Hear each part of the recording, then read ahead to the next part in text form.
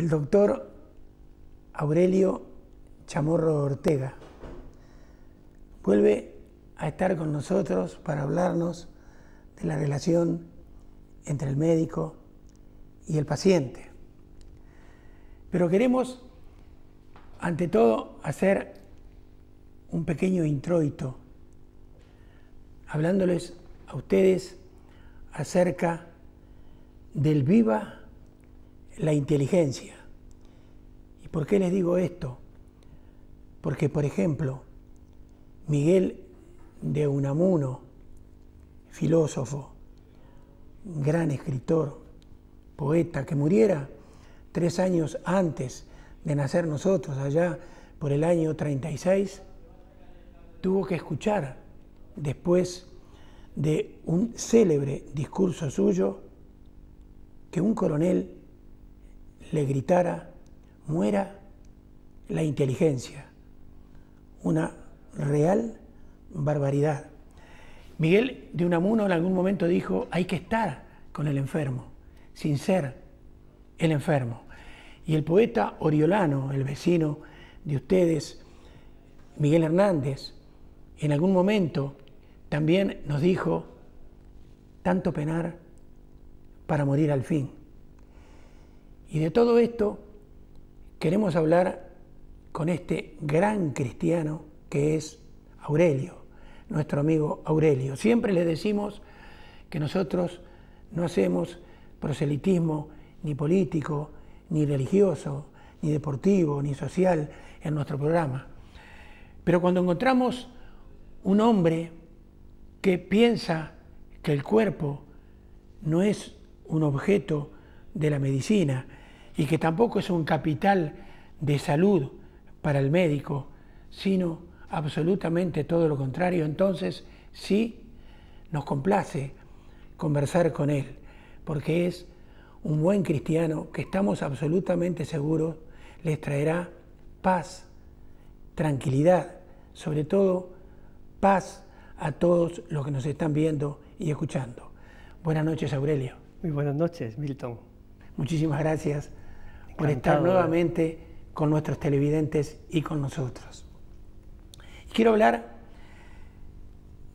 de esa actitud que adopta el médico actual, comparándolo con el de antes. Si hablamos del siglo pasado, si hablamos del siglo XVII, del siglo XVIII, había una humanización de la medicina tremenda. ¿Por qué? Porque el médico tenía unos vínculos afectivos con el paciente tremendos. Mientras que hoy día, con todo esto que está pasando actualmente, que es el hecho de que ya los métodos clínicos prácticamente no se utilicen porque hay diagnósticos a través de aparatos. Aurelio, ¿se ha deshumanizado la medicina? Pues ciertamente tienes toda la razón. Es un riesgo muy alto el que estamos sufriendo ya hace tiempo. Y es que todos los recursos deslumbrantes de diagnóstico y de tratamiento puedan apagar lo que desde mi punto de vista es esencial en la relación médico-enfermo, y es el encuentro de dos personas, una persona que sufre y una persona que puede ayudarla. Cuando el paciente recurre al médico en una situación de angustia, de preocupación, debe encontrar en él a un ser humano atento, que se hace cargo, que lo valora y que se pone a su servicio. Ahora, Aurelio, yo hoy quiero centrar la conversación en un paciente al que le quedan, digamos, pocos pasos para llegar al deceso, a la muerte. Entonces, ¿qué actitud deben presentar ante el sufrimiento y la muerte tanto el paciente como el médico que lo está atendiendo? Pues efectivamente, esa es una situación compleja que desgraciadamente se trata de ignorar en muchos casos, probablemente porque gran parte de los profesionales de hoy y de los pacientes no hayan sabido encontrar un sentido razonable para esas situaciones. Lo primero que querría comentar es que, de hecho, el sufrimiento y la muerte no son razonables. No son razonables. En esa situación, el ser humano responde con perplejidad, angustia, incomprensión y a veces rebeldía, porque no puede entender que teniendo una aspiración a la felicidad y un anhelo de pervivir por siempre, pues vea frustrado en un momento su expectativa de felicidad y su vida. Es decir, que no se puede entender, no es razonable. Yo he pensado muchas veces por qué no es razonable la muerte. Quizá desde un punto de vista exclusivamente humano, pues no haya otra explicación que compararnos con lo que ocurre con otros animales, con plantas que tienen un proceso de vida y acaban. Pero estos animales no llevan dentro de sí un espíritu con aspiración de inmortalidad. Y por tanto, hay que encontrar otra explicación. Y la explicación, para los que tenemos fe, y estamos en una ciudad que presume de la devoción a la Santísima Cruz. Y por tanto, yo me siento catapequeño, y soy catapequeño en el mejor sentido de la expresión. Pues Dios no había previsto el sufrimiento. Él había creado al ser humano como una réplica suya para que hiciera sus veces en la creación, manteniendo con él una relación de especial intimidad y después permitirle compartir su vida infinitamente feliz. Esa es la razón por la que no hay ser humano que no tenga en su alma un anhelo insaciable de felicidad. El problema ocurrió cuando el ser humano, abusando de su libertad. La libertad es una de las cualidades que más hacen referencia a nuestra semejanza a Dios. Es una cualidad propia de Dios. La posibilidad de que uno tenga en su mano su propio destino. Pues el ser humano, voluntariamente, conscientemente, quiso romper esa dependencia de Dios, que para él era vital, y se encontró abocado a una situación sin sentido. Es como una persona que sufre un profundo Alzheimer y pierde la conciencia de su identidad, el sentido de su vida. El ser humano, que estaba diseñado para amar, como imagen de su creador, que es amor, se vio en un ambiente en el cual él rompía el orden y en lugar de darse a los demás, se apropiaba injustamente, dañando a la creación y sobre todo dañando a los otros seres humanos. Esta es la situación que realmente ha dado pie al sufrimiento y a la muerte. Dios no es un ser indiferente y cruel que castigue al ser humano cuando no se porta bien. Verdaderamente, Dios es una víctima de nuestro mal comportamiento. Él está siempre disponible, dispuesto a buscar nuestra felicidad a toda costa. Somos nosotros los que voluntariamente le rechazamos, rompemos la dependencia y entendemos la libertad como autonomía. Y es un error capital, porque el ser humano no ha sido diseñado para improvisar su vida como un actor de teatro que se mueva en un escenario haciendo lo que le apetece en cada momento, sino que Dios no improvisa y cuando nos da la vida nos la da con una tarea, con un proyecto de vida que debemos aceptar y asumir voluntariamente. en esa posibilidad de aceptarlo o de rechazarlo está realmente nuestra libertad. Ahora, ¿qué sucede, Aurelio, ante la impotencia que siente el médico frente a esa situación de sufrimiento y de muerte ya cercana, ya inminente del paciente, del enfermo al que están atendiendo? Bueno, pues efectivamente esa situación es una prueba de fuego de la propia mentalidad. Después de llevar tantos años compartiendo la enfermedad y la muerte con muchos pacientes, he aprendido a valorar lo que influye en cómo se afronte ese final, la propia mentalidad, la manera de pensar. Cuando una persona ha puesto toda su expectativa de felicidad en el bienestar, en la seguridad material, en el éxito, lo que vulgarmente se suele decir siempre, salud, dinero y amor, que es una versión de la felicidad natural orientada solo al tiempo. Pues cuando un paciente ha puesto su expectativa de felicidad en esto, encuentra una profunda frustración, tremenda, se hunde y crea un clima de pesimismo, de angustia alrededor, que lo sufren sus familiares y por supuesto los médicos.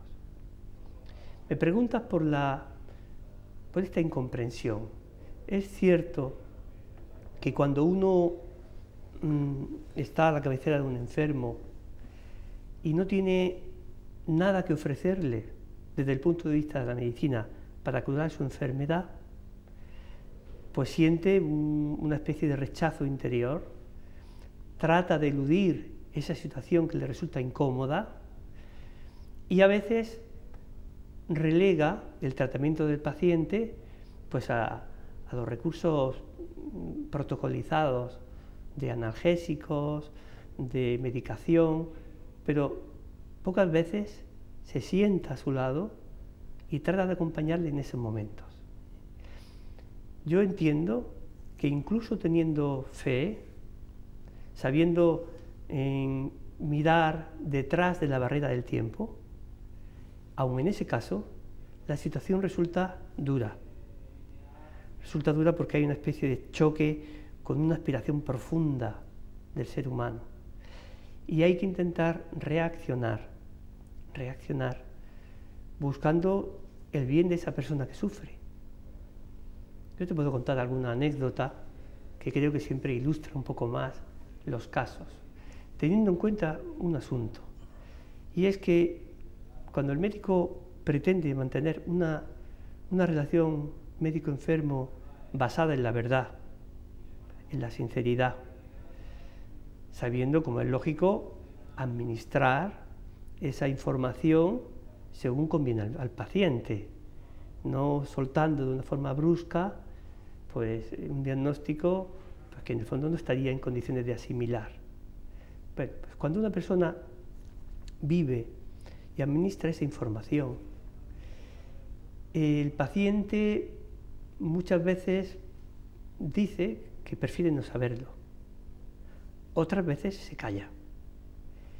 Y en otras ocasiones son los familiares los que se interponen entre el paciente y el médico para que no le informe. Esto es frecuente que pase. Por favor, no se le ocurra a usted decirle nada de lo que tiene a mi marido, a mi mujer o a mi hijo. No le diga nada. Eso nos plantea una situación a veces un poco incómoda, sobre todo cuando uno tiene la posibilidad de prestar una ayuda eficaz. Yo recuerdo muy bien, hace mucho tiempo, que atendí a un paciente joven, Javier se llamaba, de Pamplona. Tendría 30 años, con un cáncer de estómago avanzado. Se intervino y verdaderamente se comprobó que no había opciones de curación, ni siquiera un tratamiento paliativo de quimioterapia o radioterapia eran eficaces. Se proponía solo una actitud de tratamiento paliativo, de aliviar sus síntomas, de evitar, en cierto sentido, angustias. Aquel paciente era un hombre noble, se notaba por su forma de hablar, su comportamiento, y no estaba verdaderamente al tanto de su situación, porque el paciente tiende, por el afán que tiene de curarse, a deformar la realidad para interpretar favorablemente todo lo que le pasa.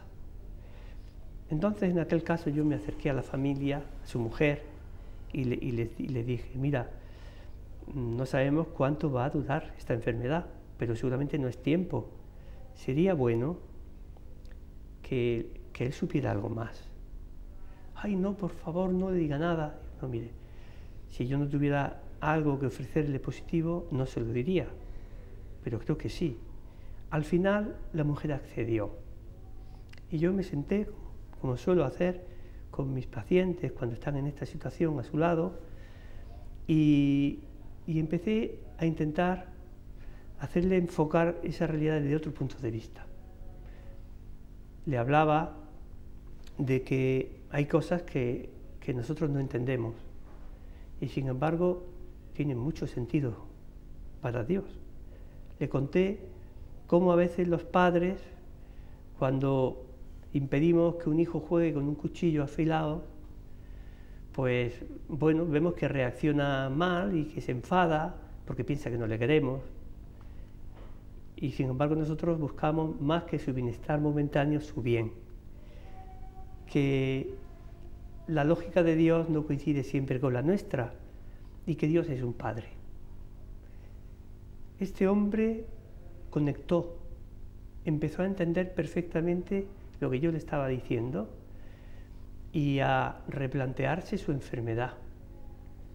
En un momento dado, yo le hablé de que podía beneficiarse de la unción de los enfermos, que cuando conviene también mejora la salud del cuerpo y en cualquier caso ayuda a llevar la enfermedad muy bien.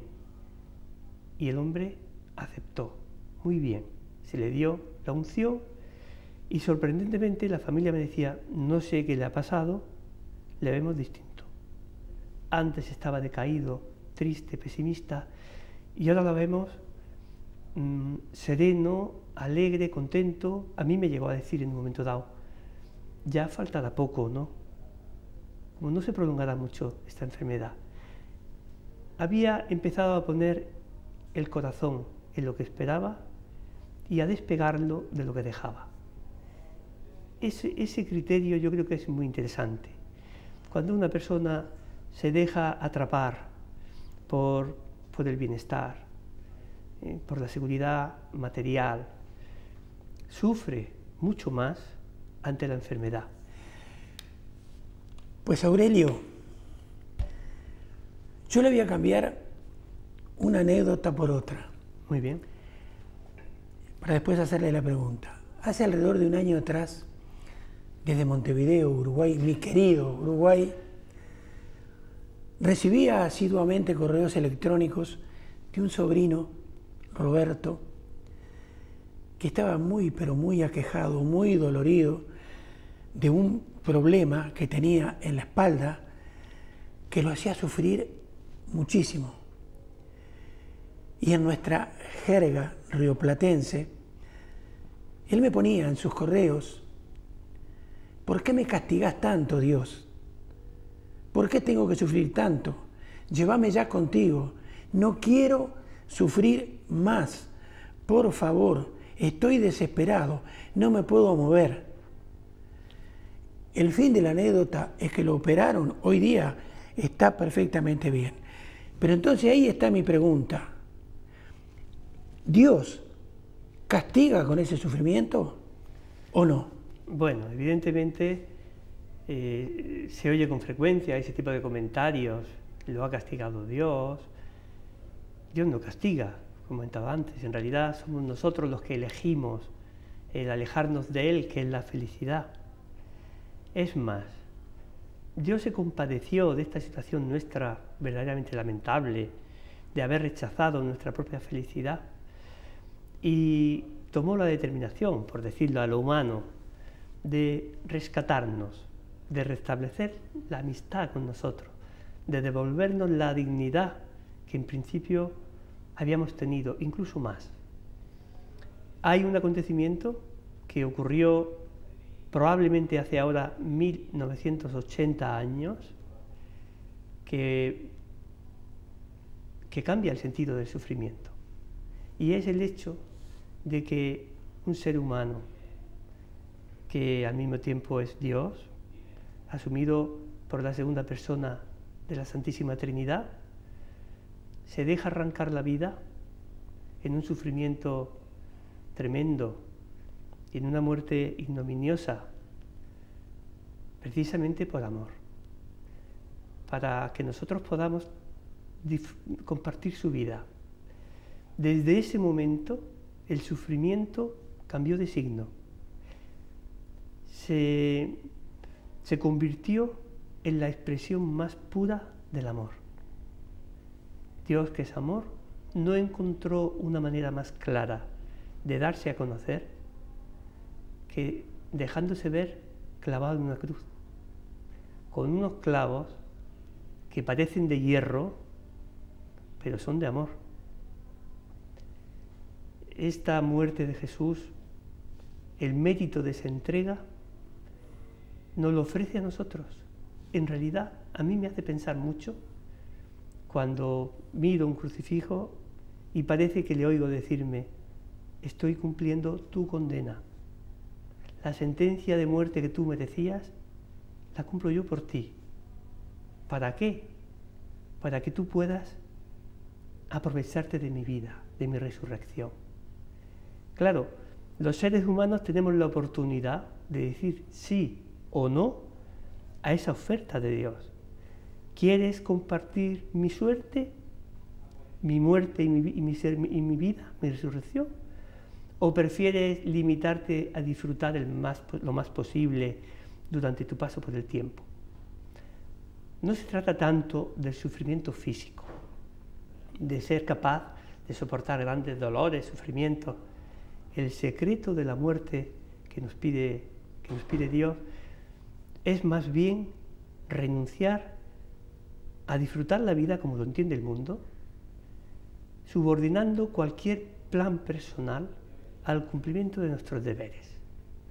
Aceptar el proyecto que ha hecho Dios para nuestra vida, rechazando otras opciones que de forma inmediata nos parecen atractivas.